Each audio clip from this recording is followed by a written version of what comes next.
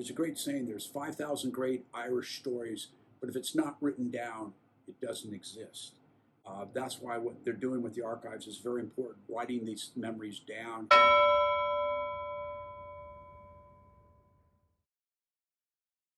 I've always wanted to find a way to connect El Camino to the surf culture because I knew it had to be here. This is kind of the birthplace of surfing culture, and the industry of surfing was really right here in the South Bay.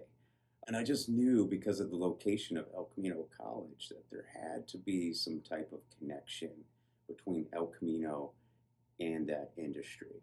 So when I started here, that was always in the back of my mind. Periodically, we get patrons who come in and do research, which is great. That's why we're here. And we had an alum who would come in and look at old newspapers because he was here in the 60s and 70s.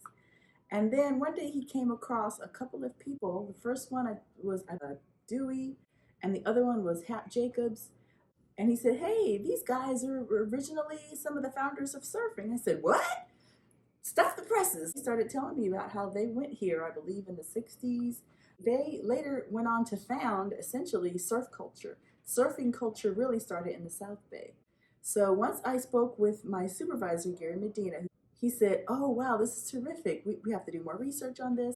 And once she let me know about it, because I had been waiting for that moment to kind of make that connection, that's when I started to put the pieces together. You know, our main mission is El Camino College, so I have to keep that in the forefront of what we're doing. So even though I know of the history of surfing, that's not our main concern, right? So it was very important to make that connection. And once we had that connection, that allowed me to kind of pursue it a little bit more in detail and to make sure that that history was brought to the surface. That's how it works with archives. You uncover one thing and it leads to many other things. So that's how we started it. Surfing, even though it's transitory when you're doing it that day, it's the history of it. And becoming with movies, put in TV shows, in music.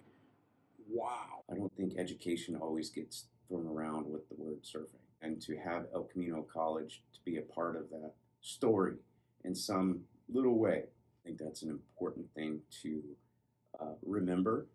And I think it's also inspiring.